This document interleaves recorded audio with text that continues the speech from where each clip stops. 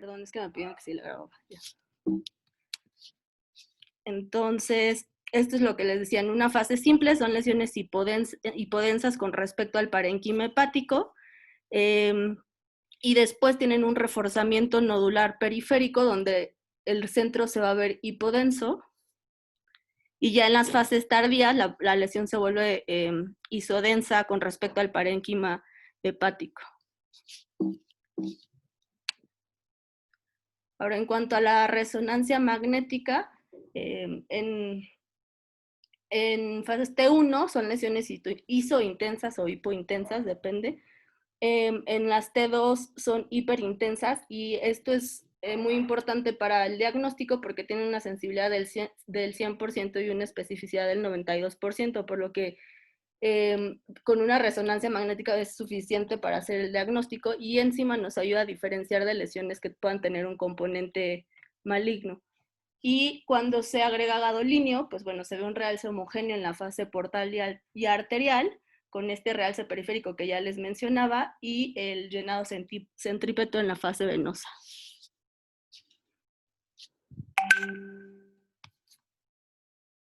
Y esta es la, por imagen, cómo se ve mucho hiperintensas, y luego cómo se ven isointensas en T1. Y lo mismo. Ahora, con respecto al tratamiento, la verdad es que la vigilancia va a ser suficiente para estas lesiones. ¿Qué pacientes son candidatos a resección? Aquellos que tengan manifestaciones clínicas, que tengan complicaciones como la ruptura, o que la naturaleza sea incierta por imagen.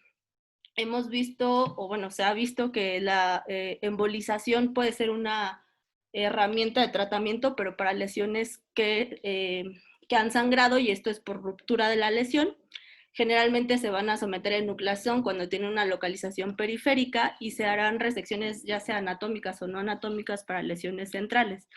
El trasplante hepático solamente está indicado en lesiones irresecables y en las que los pacientes tengan una clínica muy importante. Ahora, en este artículo en el que sometieron a pacientes que tuvieran diagnóstico de mangioma, los sometían a embolización ya sea transarterial, o sea, quimioembolización o lipoidolización. Se incluyeron 1.284 pacientes que fueron sometidos a cualquiera de las dos técnicas. Básicamente la indicación para este tratamiento es que el tumor fuera muy grande, es decir, en el 45% de los pacientes eran lesiones mayores a 5 centímetros, o que presentaran síntomas incapacitantes, y esto estuvo presente en el 35% de los pacientes. El 90% de los pacientes con cualquiera de estas dos técnicas tuvieron resolución parcial de la sintomatología, y solamente el 7% tuvieron una resolución completa. El tumor redujo su tamaño hasta en el 90% de los pacientes, y casi el 100% de los pacientes mejoraron su sintomatología después de someterse a la embolización transarterial.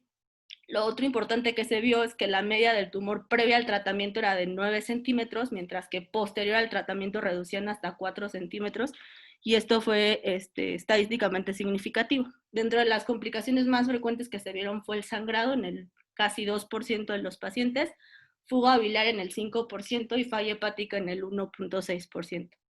Ellos vieron que este es un método efectivo y seguro para disminuir tanto el tamaño del tumor como la sintomatología, y que puede ser una alternativa viable a la resección. No sé si quiere que nos vayamos parando en cada lesión, doctor, o nos esperamos hasta el final. Lo que tú decidas. No sé si hasta ahorita alguien tenga alguna pregunta. Y esa, entonces no hay una medida a partir de la cual se reseque, o hay una indicación ya sea de embolización o de resección. No, como vamos a ver, la mayoría de estas lesiones se pueden vigilar únicamente. Generalmente los pacientes que se van a someter a resección, al menos para los hemangiomas, es justo eso, que tengan alguna complicación, o sea, que la lesión se rompa y empiecen a sangrar y tengan muchísimo dolor, o que haya muchísimo dolor o algún tipo de malestar que los pacientes refieran que haga que sean incapacitantes y que requieran la resección, pero como tal, en lo que yo encontré en la bibliografía, no hay un límite en cuanto al tamaño del tumor para que estos pacientes sean sometidos a resección. No sé si el doctor... De Gracias. acuerdo. ¿Sabes qué? Quizás sí sea mejor que abordemos todo porque comparten muchas cosas en común los tumores benignos. Y Ujú. así como no hay límite en el tamaño del hemangioma, tampoco en el de la hiperplasia nodular focal. Pero bueno, ahorita comentamos al final características en común de todos, pero a grandes rasgos es verdad. O sea, los hemangiomas, aunque sea del tamaño del paciente, no hay que tocarlo a menos que dé síntomas.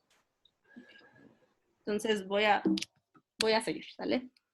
La hiperplasia focal nodular son tumores que surgen de malformaciones vasculares que están mediadas por angiopoyetina 1 y 2, que van a producir una hiperperfusión que va a llevar a una respuesta hiperplásica del parénquima hepático. Es la segunda lesión benigna más común después del hemangioma. Tiene una prevalencia baja hasta del 3%, igual que en los hemangiomas va a ser mucho más frecuente en mujeres, en hasta 8 a 12 con respecto a los hombres, que es 1. La edad media de presentación es muy similar entre los 35 y los 50 años. Son lesiones únicas, generalmente asintomáticas hasta el 95% de los pacientes. No van a tener potencial maligno y se caracterizan porque presentan una cicatriz central. Ahora, en el ultrasonido, generalmente vamos a ver estas lesiones se localizan predominantemente en el lóbulo hepático derecho. Eso no significa que no puedan presentarse en el izquierdo también. Son lesiones menores a 5 centímetros. La característica muy particular de estas lesiones es que tienen una cicatriz central y van a tener un reforzamiento arterial periférico. Son homogéneas e isoecoicas, pero pueden tener un halo hipoecoico que está rodeando a la lesión. La cicatriz central se va a ver hipoecoica también, y al aplicar el Doppler, pues vamos a ver los vasos centrales y las arterias van a tener una distribución radial. Entonces, aquí está, se ve la imagen isoecoica definida, en el que se aprecia un centro ecogénico, que lo está señalando más o menos las flechas, y cuando aplicamos el modo Doppler se ve lo que ya les mencionaba, la vascularidad central con un componente radial. Ahora, en cuanto a la tomografía, en las fases simples son lesiones iso o hipodensas que van a presentar una cicatriz hipodensa. En la fase arterial van a tener un realce inmediato homogéneo por la cicatriz. En la fase portal tienen un lavado del contraste en el que la lesión se empieza a ver levemente hiperdensa o isodensa, y la cicatriz central va a tener un realce tardío. Ok. Pues nada, entonces aquí está la fase simple, las fases arteriales, portales y venosas, en la que pues ya les había comentado que son lesiones bien definidas, ovaladas, homogéneas. Tienen esta zona hipodensa en el centro de la lesión. Cuando aplicamos el contraste en la fase arterial se ve un reforzamiento periférico, sobre todo en la zona que corresponde a la cicatriz central. En las fases portales estas lesiones se vuelven isodensas con respecto al parénquima, sin embargo la cicatriz va a permanecer hipodensa, y en las fases tardías o de eliminación la cicatriz se queda hipodensa y tiene un poco más de realce con respecto a la fase simple que veíamos. En las resonancias magnéticas, bueno, vamos a ver que la resonancia tiene una especificidad hasta del 100% y una sensibilidad del 70%. Nos ayuda a caracterizar la imagen porque identifica la cicatriz central. En T1 son lesiones iso o hipointensas y la cicatriz se va a ver hipointensa, mientras que en T2 la cicatriz se vuelve hiperintensa. Entonces, la imagen A y B son en secuencias T1 y C y D son en T2, y se ve cómo la cicatriz se vuelve hiperintensa, ligeramente. Ahora, con respecto al tratamiento, igual que los hemangiomas, en su mayoría el tratamiento va a ser conservador. ¿Qué pacientes van a ser sometidos a resección? Bueno, eso va a ser importante. Si se someten a resección, generalmente van a ser resecciones en cuña no anatómicas, y esto se va a dejar para pacientes que estén sintomáticos o en los que la lesión se haya roto. Alguna de la bibliografía dice también que en lesiones exofíticas o pedunculadas está indicada la resección. Y en cuanto al seguimiento, pues esto está un poco en boga, porque la realidad es que el porcentaje de que estas lesiones se vuelvan malignas es muy, muy bajo, entonces muchas veces no requieren seguimiento como tal establecido, como vamos a ver en otras lesiones. Ahora, este es un algoritmo que pone la guía europea, que me gustó. Siempre que se tenga la sospecha, lo que mejor nos va a ayudar a caracterizar la lesión va a ser una resonancia magnética. Si con la resonancia magnética se hace el diagnóstico con certitud, bueno, estos pacientes realmente no van a requerir de seguimiento y pueden ser dados de alta.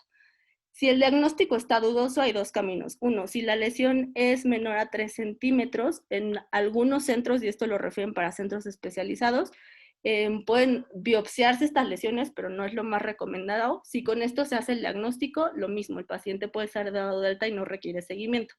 Para lesiones mayores a 3 centímetros sí es necesaria la biopsia para confirmar el diagnóstico, pero una vez que tengamos el diagnóstico tampoco es necesario darle un seguimiento a este paciente y bueno, se someterán a resección solamente aquellos que ya comentamos, que tengan ruptura de la lesión o que estén realmente sintomáticos. Ahora, por último, el adenoma hepatocelular. Es un tumor hepático raro, sólido y benigno de origen epitelial. Tiene una incidencia muy baja, de 1 en 1 millón, con una prevalencia menor al 1%. Igual que el resto de las lesiones, es mucho más frecuente en mujeres con una relación 10:1. La edad media de presentación también es muy parecida, entre los 35 y los 40 años.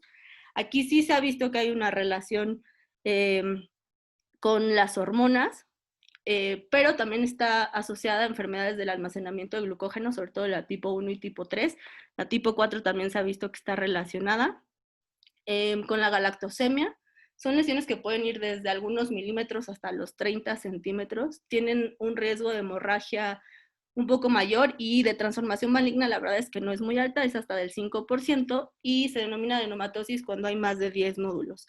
El riesgo en mujeres que están con uso de anticonceptivos, pues ha visto que es mucho más alto, sobre todo cuando el uso de estos anticonceptivos ha sido por más de 5 años.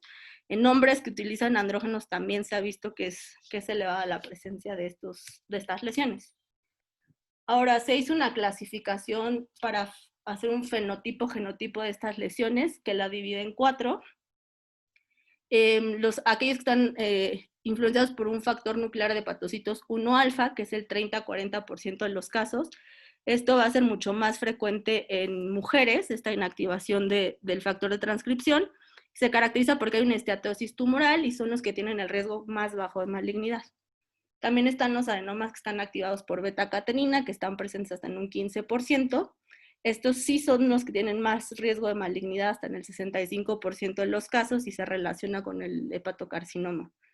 La modalidad inflamatoria, que está hasta en un 55%, que está asociada a obesidad, a síndrome metabólico y a una ingesta de alcohol elevada.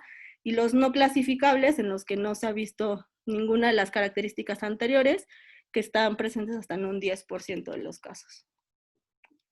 Ahora, igual que las otras lesiones, la verdad es que generalmente son asintomáticos. ¿Cuándo presentan sintomatología estos pacientes? Cuando hay sangrado por ruptura, hasta en el 40% de los casos. ¿Qué lesiones son más probable que sangren? Bueno, que se rompan y que sangren. Son aquellas lesiones que miden más de 3.5 centímetros, que tengan un crecimiento exofítico y pacientes que sean obesos.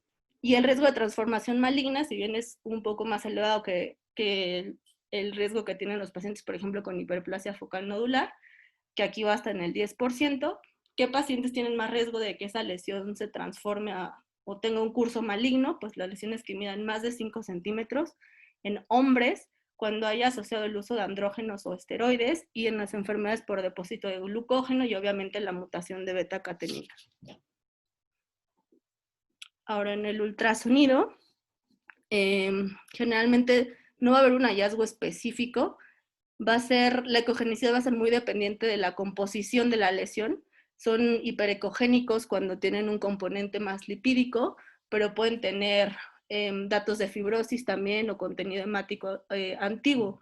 Generalmente son lesiones heterogéneas que tienen áreas hiperoanecoicas por los cambios quísticos, si es que llegan a presentar cambios quísticos. Puede haber presencia de hemorragia o de calcificaciones, y el Doppler va a mostrar una vascularidad intralesional. Entonces, aquí se ve esta lesión ovoidea, que su contenido es heterogéneo, y dentro de la lesión se va a apreciar una pequeña área hiperecogénica que corresponde a una calcificación, pero esto no es característico de todos. Ahora, en cuanto a la tomografía, en las fases simples son lesiones heterogéneas que tienen densidades variables. Cuando tienen un componente lipídico puede verse como una zona focal hipodensa y las calcificaciones pueden estar presentes hasta en un 5% de los casos. En las fases contrastadas, las fases tempranas van a tener un realce heterogéneo y las fases tardías van a mostrar, una hiperdensidad de la pseudocápsula. Entonces, lo que les decía, en las fases simples son lesiones ovaladas, que está bien delimitada, que es hipodensa con respecto al parénquima hepático, y pues dentro de ellos pueden haber áreas que son ligeramente más hipodensas, que puede ser porque tienen un componente lipídico. En las fases arteriales tienen este realce heterogéneo y pueden persistir estas zonas ligeras de atenuación con respecto al componente lipídico que les comentaba, y en las fases venosas pues se aprecia esta pseudocápsula.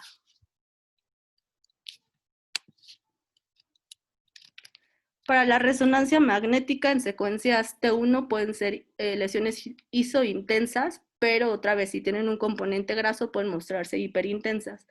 Mientras que en secuencias T2 la señal generalmente va a ser hiperintensa. A la aplicación del contraste hay una mayor captación en la fase arterial y en las fases portales y tardías se muestran isointensas. Entonces, aquí se ve una fase T2 donde se ve una lesión ligeramente más hiperintensa con respecto al parénquima hepático.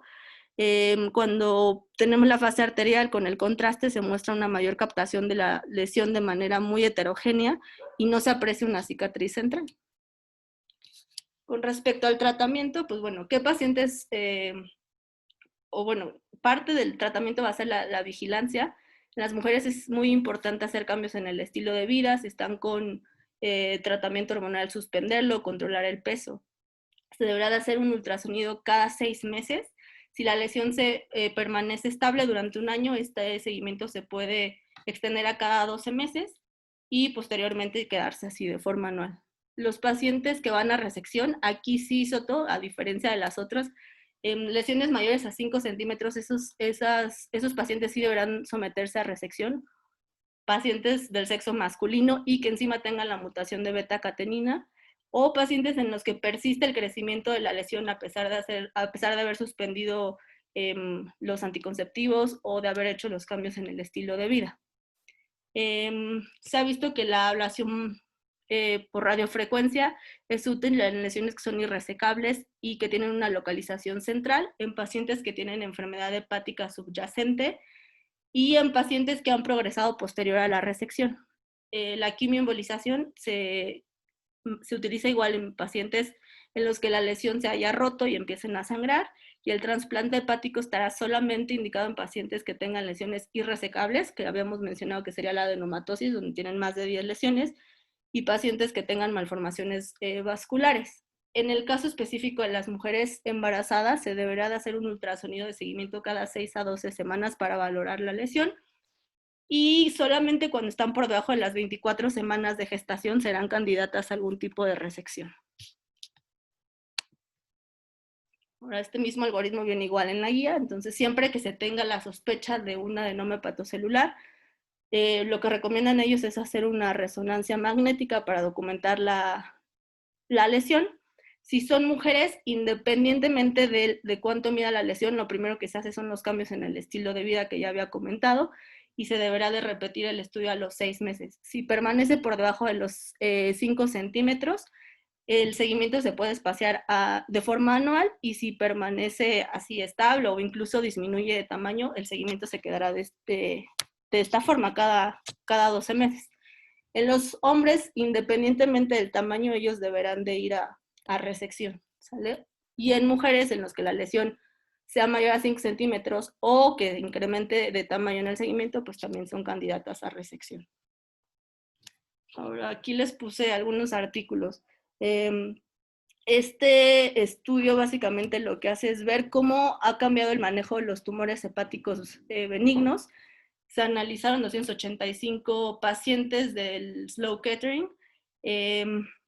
Ellos lo que hicieron, pues bueno, tenían una base de datos ya bastante amplia de sus pacientes. Ellos y hacían el diagnóstico inicial de alguna lesión hepática benigna por tomografía en la mayoría de las veces, hasta en un 57%. Lo más frecuente que tuvieron fueron los hemangiomas en un 53%, la hiperplasia focal nodular en un 24% y los adenomas en un 10%. Entonces fueron pacientes que ellos enlistaron entre enero del 92 hasta diciembre del 2009. Fueron un total de 285 pacientes. Y de aquí dividieron estos pacientes en dos: a los que fueron directo a resección, que fue el 41% de estos pacientes, y esto era ya sea porque eran adenomas mayores a 5 centímetros, porque se presentaban en hombres o porque los pacientes referían sintomatología asociada al tumor, y el 58%, casi 60% de los pacientes se mantuvieron en observación. De estos que se mantuvieron en observación, el 5% aproximadamente en algún momento terminaron siendo resecados porque tuvieron sintomatología asociada al tumor o porque en algunos de ellos tuvieron ruptura del tumor con hemorragia. El resto, el 95%, se mantuvieron bajo vigilancia. La indicación más frecuente para que estos pacientes se les realizara una tomografía era que presentaban dolor abdominal, y de los que les comentaba que fueron resecados, el 31% era porque presentaban sintomatología y el otro 31% era porque eran lesiones que no se pudieron tipificar adecuadamente por imagen o porque habían sido sugestivas de malignidad. Ellos concluyen que la mayoría de los pacientes pueden ser observados, y esto es porque tienen un riesgo mínimo de que el diagnóstico sea erróneo por imagen, y porque el riesgo de complicaciones es muy bajo, al igual que el de la transformación maligna. Entonces, ellos presentan este algoritmo de cómo trataban a sus pacientes. Entonces, todos los tumores hepáticos que tenían un componente sólido, ya sea por ultrasonido o por tomografía, los mandaban a una resonancia magnética. Y de aquí se abrían 4 líneas distintas. Las lesiones que eran atípicas, con baja sospecha de malignidad, se observaban. Si se mantenían estables, permanecían así. Si incrementaban en su tamaño, se iban a resección. Los que no eran, o los que no se podían caracterizar por imagen o tenían sospecha de malignidad, los que eran resecables iban directo a resección, y los que eran irresecables se iban a biopsia, y de aquí había algunos que podían mantenerse con tratamiento médico. Los adenomas, si eran multifocales, los biopsiaban primero, y si podían manejarse de forma conservadora lo hacían. Los que medían menos de 5 centímetros los observaban, los que medían más de 5 centímetros los resecaban, y para las lesiones, para la hiperplasia focal nodular, siempre que eran sintomáticos iban a resección, y cuando eran asintomáticos se observaban. Entonces, como podemos ver, son mucho más frecuentes en el sexo femenino. En este caso hasta el 73% eran mujeres. Lo principal que ellos presentaban como malestar, o el motivo por el cual se les hacía un estudio de imagen, era el dolor abdominal. Ellos lo que utilizaron como método inicial de imagen fue la tomografía en el casi 60% de los pacientes, y ya después se hacía el seguimiento con resonancia magnética. Y lo que les comentaba, el 43% fueron a resección, mientras que todos los demás se quedaron bajo vigilancia. Ahora, aquí comparando los que se resecaron contra los que se mantuvieron en vigilancia, la mediana del tumor en los que se resecaron era de 6 centímetros, pero hubo un paciente que tenía un tumor hasta de 35 centímetros, mientras que los que se mantuvieron en vigilancia era de 3 centímetros, y esto fue clínicamente significativo. Los que fueron resecados, era mucho más frecuente que se presentaran en el lóbulo hepático izquierdo, hasta en el 47% de los casos, y sí se ha visto que cuando están en el lóbulo hepático producen mucho más sintomatología, y es por eso que son candidatos o terminan en resección. Y esta es la gráfica que ellos nos mencionan a lo largo de que ellos iniciaron su seguimiento, que fue en el 92 hasta el 2009, cómo se ve que en un inicio la mayoría de los tumores se iban a resección, hasta el 87%, mientras que para el 2009 la mayoría se quedaban bajo vigilancia, y obviamente el número de tumores que fueron diagnosticados a lo largo de este tiempo pues también fue incrementando, y esto pues también por los avances que ha habido en los estudios de imagen. Ahora, otro de cómo les va a los pacientes que se someten a resección, comparando los que tienen diagnóstico de adenoma hepatocelular hiperplasia focal nodular. Aquí lo que hicieron fue igual de una base de datos amplia que tenían en este hospital. Incluyeron 110 pacientes que tuvieran sospecha clínica de hiperplasia focal o de un adenoma hepatocelular mayor a 2 centímetros, ya sea por estudios de imagen. Lo que hicieron fue aplicarles un cuestionario de forma inicial, cuando hicieron el diagnóstico, y después les hicieron una reevaluación a los 6 meses, ya sea de que haya sido el inicio del diagnóstico o a los 6 meses posterior al tratamiento quirúrgico. Aquí hubo ciertos criterios para los pacientes que iban a resección. Con respecto al adenoma, eran lesiones que midieran más de 5 centímetros, y para la hiperplasia focal, eran pacientes que tuvieran síntomas severos, de acuerdo al cuestionario en el que se evaluaba la escala visual análoga, que fuera un puntaje mayor a 7 puntos por más de 6 meses.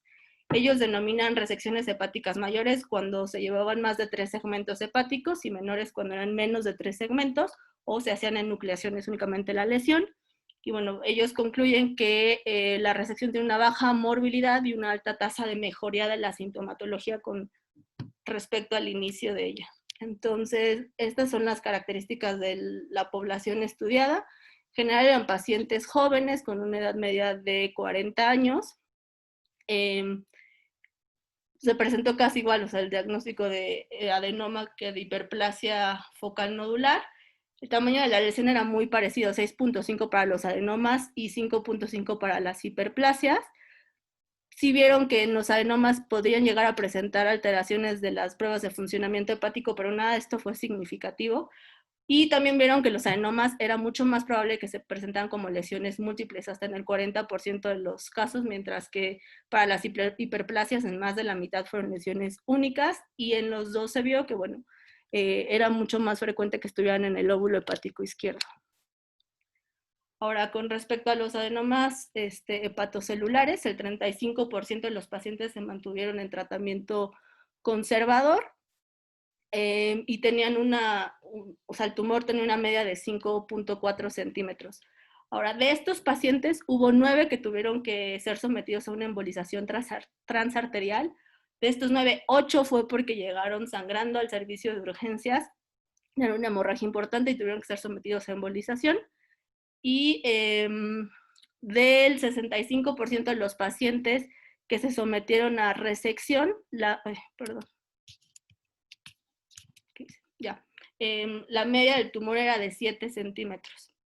De estos hubo pacientes que se sometieron a cirugía, pero unos fueron de forma laparoscópica y otros fueron resecciones menores, lo que les comentaba, los menos de 3 centímetros o simplemente nucleaciones, y cirugías mayores cuando era más de 3 segmentos. Y lo que sí se vio en lo que hubo significancia estadística, pues bueno, fue en los días de estancia hospitalaria y en el tiempo quirúrgico. Los pacientes que eran sometidos a resecciones laparoscópicas, el tiempo de cirugía era menor con respecto a los que se sometían a cirugías abiertas, y lo mismo para los días de estancia hospitalaria, esto sí mostrando cierta significancia estadística.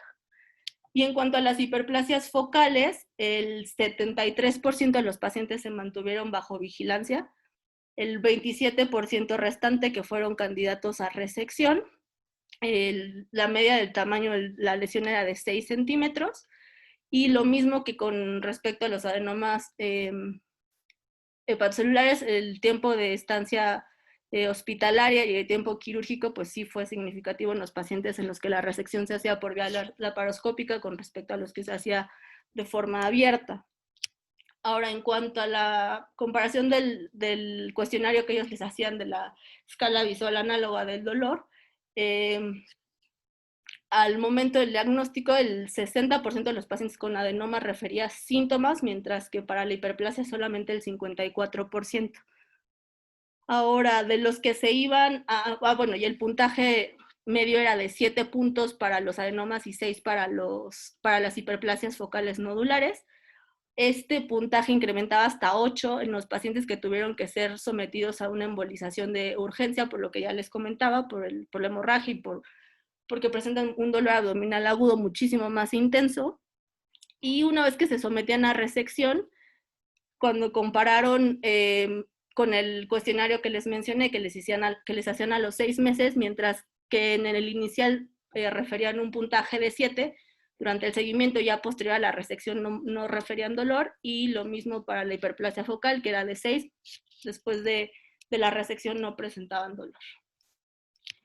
Y por último, lo que les mencionaba, la verdad es que estos tumores, si bien pudieran estos pacientes ser candidatos a trasplante hepático, la verdad es que las indicaciones, lo que ya les comentaba, es que básicamente sean lesiones irresecables, y hay muy pocos pacientes que son trasplantados por este tipo de tumores. Se hizo un análisis de todos los trasplantes que han hecho, el JUNOS hizo este análisis de los 87.280 trasplantes que hicieron del 2004 al 2009, el 0.17% fueron por lesiones hepáticas benignas. Lo más frecuente es que fueran adenomas en el 42%, hiperplasias focales casi en el 20% y hemangiomas en el 17%. Ellos muestran que la sobrevida a 1, 3 y 5 años es muy buena para estas lesiones, del 91% al año, 85% a los 3 años y a los 5 años del 81%. Y la sobrevida del injerto también es muy buena, queda desde el 85% en el primer año y disminuye al 75% a los 5 años. Si bien no puede ser considerado como el tratamiento de primera línea para este tipo de pacientes, sí es una opción terapéutica válida en los pacientes que estén bien seleccionados y que no sean candidatos a resección. Entonces ellos, en los datos demográficos que muestran estos pacientes, son pacientes jóvenes con una edad media de 37 años, son mucho más frecuentes en mujeres, tienen MELs realmente bajos de 11.8, o sea, de 12 promedio. Es mucho más frecuente que los donadores sean cadavéricos, y los donadores son igualmente jóvenes con respecto a los receptores. Y bueno, pues los días de estancia hospitalarios aproximadamente de 15 días, y al año el 17% de los pacientes mostraron rechazo. Y en lo que les mencionaba de la sobrevida, la verdad es que a los 3 tipos de lesiones en un seguimiento a 1, 3 y 5 años, la sobrevida tanto del injerto como la sobrevida general es muy, muy buena. Y pues finalmente, como conclusiones, pues bueno, los avances radiológicos obviamente han incrementado la tasa de detección de los tumores hepáticos benignos. Es importante hacer un diagnóstico certero de estas lesiones porque nos va a ayudar a diferenciar entre aquellas lesiones que podemos resecar, aquellas que podemos vigilar y aquellas que no tanto ignorar, pero que no es necesario que el paciente esté bajo un seguimiento estrecho. El mayor riesgo de un tumor benigno es que no sea benigno, o sea, si bien vimos que el riesgo de malignidad es muy bajo en los 3, pues sí existe al final de cuentas, ¿no? Benigno no es sinónimo de sin riesgo, porque ya vimos que estos tumores pueden sangrar. La mayoría de los pacientes con tumores hepáticos benignos pueden manejarse de forma conservadora. En este caso, el mejor amigo para todos los cirujanos o quienes hagan el diagnóstico de estos tumores, pues van a ser los radiólogos. Es importante tener en cuenta que no porque el tumor sea fácil de quitar, se debe de quitar. Creo que la clase que nos dio el doctor sobre hepatectomías nos lo dejó muy claro. Hay muchas cosas que debemos tomar en cuenta. El objetivo de la cirugía es que esté bien justificada y que sea segura para el paciente, no que le agregamos un riesgo mayor. Y bueno, tener en cuenta que el trasplante hepático es una opción terapéutica en pacientes que no son candidatos a resección. Y pues hasta aquí, ahora sí, no sé si dudas, preguntas, comentarios. Hola, yo sí tengo una duda. Sí, Fer. Me ha tocado durante la residencia varios pacientes con hallazgo incidental de lesiones aparentemente mangiomas, y por lo que nos explicaste ahorita, Sarita, el estudio de imagen más recomendado es la resonancia. La gran mayoría de estos pacientes se encuentran por tomografía. ¿Qué tan recomendable es pues sí realizarles la resonancia, o confiar en que la tomografía sí dice que es un hemangioma y quedarnos con ese estudio de imagen nada más? Pues, híjole, Fer, o sea, no sé, no, yo lo que leí hasta ahorita es que con la tomografía podrías hacer un diagnóstico certero, a menos que tuvieras duda de la lesión o que durante el seguimiento la lesión aumentara de tamaño o que vieras algo, no sé, fuera de lo normal. Probablemente la resonancia magnética estuviera indicada. La realidad es que en nuestro medio las posibilidades de que estos pacientes se les haga resonancia magnética es muy alta. Yo creo que sin ningún problema lo podremos pedir. En otros medios no sé qué tan accesible sea que los pacientes sí tengan acceso a una resonancia y probablemente con la tomografía sea suficiente. No sé, el doctor Alan o el doctor Luis tengan algo distinto que decir al respecto. Primero que nada, muy buena revisión. Es un tema muy extenso, Sara, y como que hay que aterrizarlo para llevarnos unos mensajes muy, muy claros a la práctica. Con respecto a la pregunta que te acaban de hacer, lo que pasa es que hay que recordar por qué se hace estudios la gente, y ustedes lo han visto en el hospital. De repente hay estos check-ups que hasta te incluye una resonancia cráneo-caudal, ¿no? Y realmente es difícil interpretar esos estudios porque no tienen ni el protocolo de hígado, ni el protocolo para hueso, y sale por ahí una mancha y ahí tienes que ver qué haces con esta mancha. Pero un poco para recordarlo, veamos que los tumores benignos son muy frecuentes, y como se ha diseminado más el uso de equipo diagnóstico en general, por ejemplo, si van 5 en un coche y llegan por trauma a un hospital, pues a los 5 se le va a hacer una tomografía. Les puedo decir que una gran parte de mi práctica es eso, gente que viene preguntando por una segunda opinión porque fue un hallazgo. Casi siempre, la mayoría de los check-ups o la gente empieza con un ultrasonido, y lo ideal hacer después es una tomografía. Y la razón es que la tomografía es barata, que está accesible, o más barata que la resonancia por lo menos, que está accesible en todos lados, que no es operador dependiente como en el ultrasonido, y que sí te puede dar el diagnóstico en muchos de los casos. Ahora, ya vieron el algoritmo del Memorial. Lo que hacen ellos es, cuando tienen una tumoración que es reconocida en la tomografía como una tumoración sólida, o sea que no es un quiste simple o un quiste complejo, le hacen después una resonancia. Lo que pasa es que la resonancia te puede dar información adicional y depende también del medio de contraste. La mayoría de las veces usamos gadolinio, pero se puede usar uno que se llama Primovist o Eovist, que lo que hace es que se excreta a través de los conductos biliares. Entonces, pues, si usas esta herramienta y vemos que de repente después de que lo pones aumenta mucho la intensidad, es que no lo está excretando y entonces la lesión no tiene conductos biliares, y eso te ayudaría a diferenciar un tumor de otro. A grandes rasgos, lo que hay que saber es que radiológicamente, si un estudio, y lo platicamos en la clase pasada, si un estudio como la tomografía no te da el diagnóstico, tienes que saber que cuentas con el otro, que puede ser complementario. Hay gente que al revés, le toman un ultrasonido, le hacen una resonancia, y resulta que la resonancia queda la duda de si realmente es esto, que a lo mejor sí es un adenoma, pero tiene más grasa, pero todo el hígado tiene más grasa, entonces no sabemos. Bueno, siempre puedes regresar a la tomografía. Y como ven, en ese algoritmo reservan la biopsia solo para aquellos pacientes que consideran irresecables con sospecha de malignidad. ¿Por qué creen?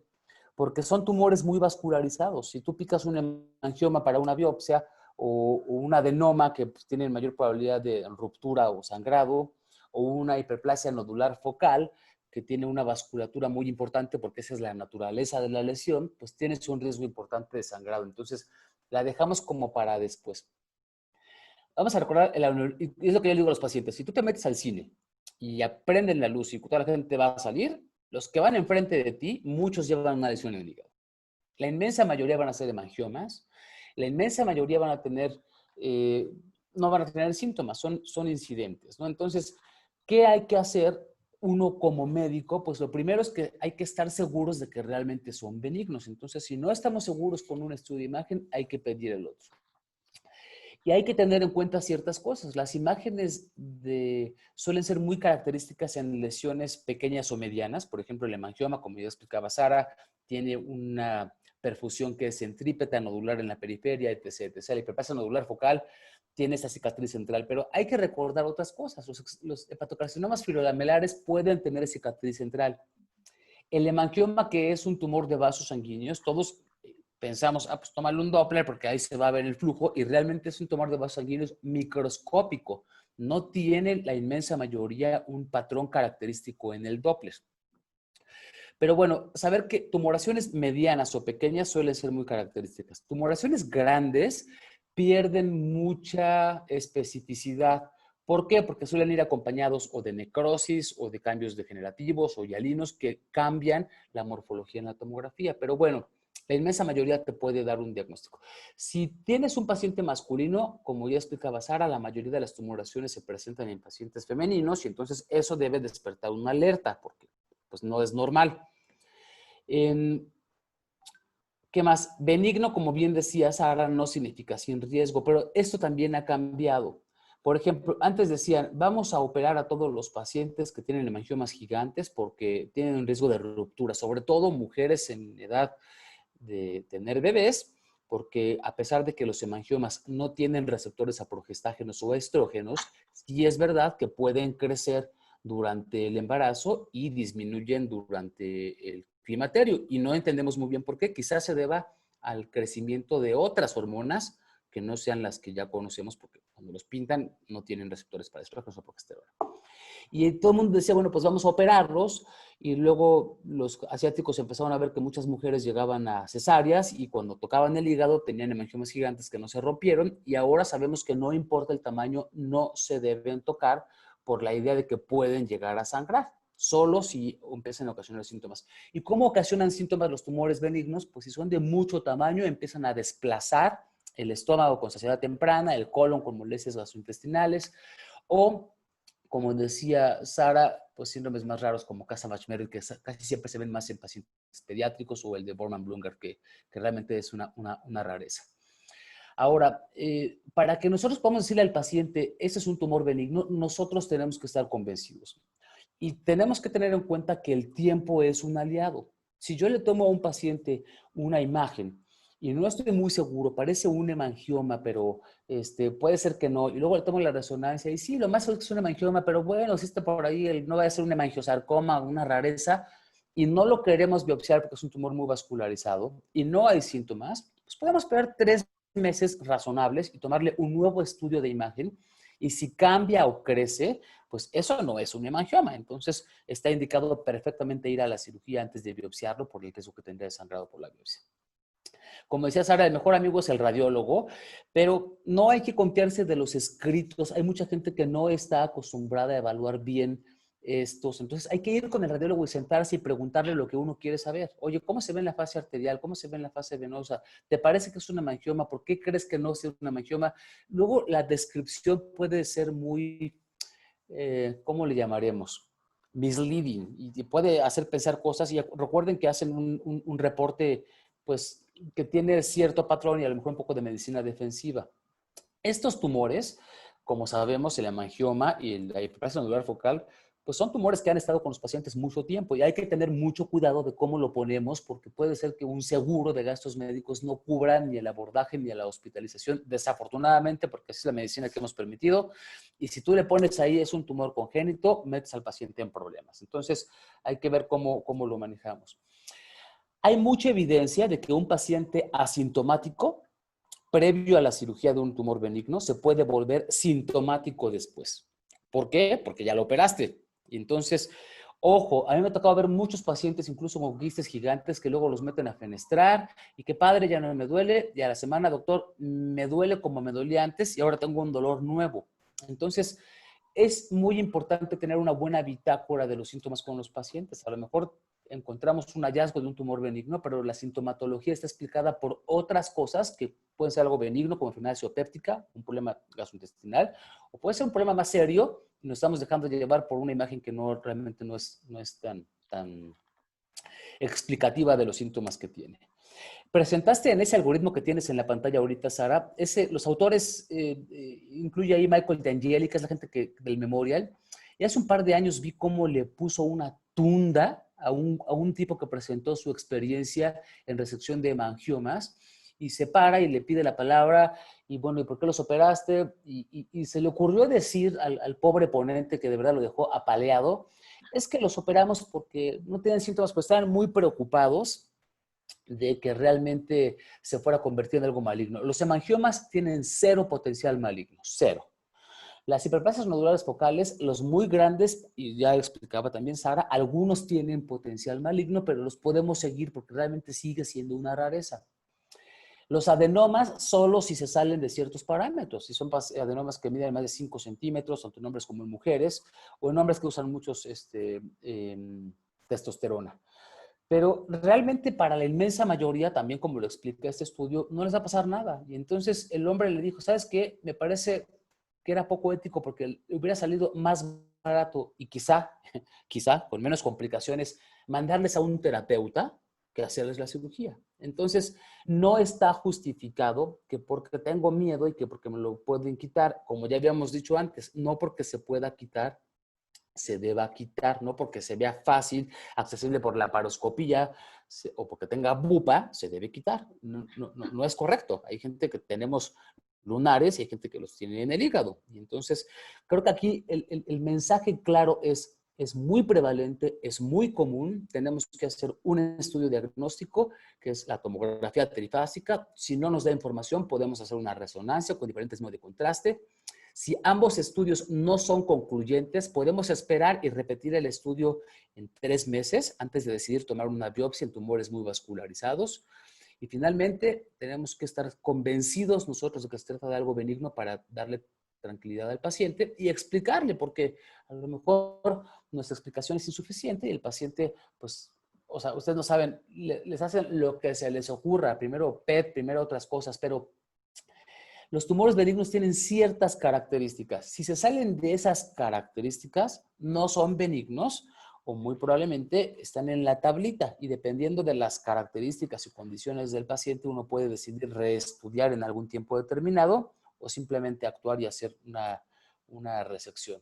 Eh, y todos pueden enmascararse, ¿no? Yo he visto pacientes que tienen cara de hemangiomas y luego fueron tumores neuroendocrinos o pacientes que tienen cara de hepatocarcinomas y eran metástasis colorectales. La clínica ayuda mucho. O sea, un paciente que está perdiendo peso, aunque tenga una imagen clarita de un hemangioma, no es normal que pierdan peso. Entonces, a lo mejor es un hemangiosarcoma.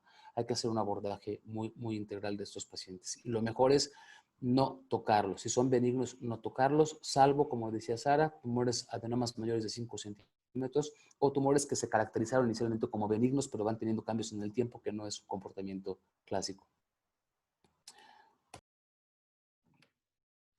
Gracias, doctor. No sé si alguien más tenga preguntas, alguna duda, no sé. Hola, soy Luis. Hola, doctor. Nada más reforzar un poquito lo que has dicho tanto tú como Alan. En el hospital y derivado de la pregunta de Fer, van a ver que hay mucha gente que le rebota a un paciente y que justamente tiene una lesión ahí medio sospechosa porque no saben qué es, ¿no? Porque no saben leer el informe, porque no van y se sientan con el radiólogo para preguntarle esas cosas muy intencionadas. Y van a ver que mucha gente de la vieja guardia y otros de no tan vieja guardia dicen, pues vamos a biopsiarlo por la paroscopía. Eso se llama urgencia, pero de comer, no tiene una indicación. Porque además el estándar de biopsia pues es una core biopsy y eso por la paroscopía muy pocas veces se puede conseguir realmente a menos de que tengas muchos skills en ultrasonido endoscópico y cosas de estas. Entonces, aprendan ustedes también a cuestionar las indicaciones. De repente van a ver que hay pacientes que están internados 2-3 días con estos diagnósticos, desaparecen y vuelven a aparecer con un sangrado porque a alguien ya se le ocurrió meterle mano a algo que típicamente parece un hemangioma y que no tenía ninguna necesidad de hacer otra cosa, ¿no? La segunda es que los hemangiomas grandes asustan mucho a la gente que no está acostumbrado a verlos y entonces también es muy común que los manden embolizar con gente que tiene criterios ahí medios laxos y que de repente, justo por ese flujo raro que tienen los hígados, de repente embolizaron, pero las 2 ramas de la hepática y entonces son pacientes que hacen una falla hepática horrible, fiebre, abscesos pericolangíticos y terminan en realmente una desgracia y desafortunadamente son gente joven. Entonces, sí aprendan a cuestionar un poquito. Creo que los tumores benignos más operados, hasta estos estudios que demostraron realmente que no debían ser operados, eran los tumores benignos de hígado y se sobreoperaban o se sobrebiopsiaban.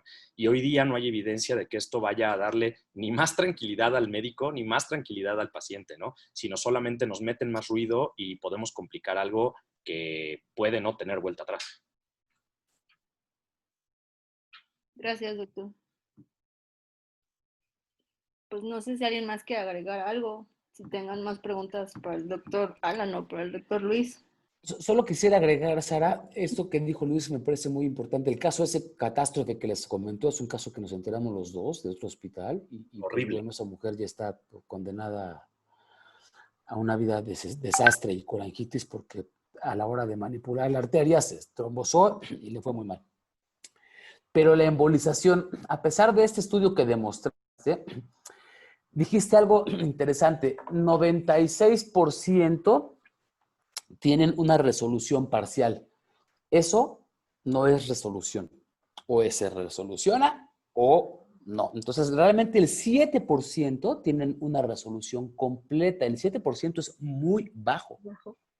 Entonces, demuestra que en algunos pacientes puede ser una buena alternativa, pero por mucho no es la mejor alternativa.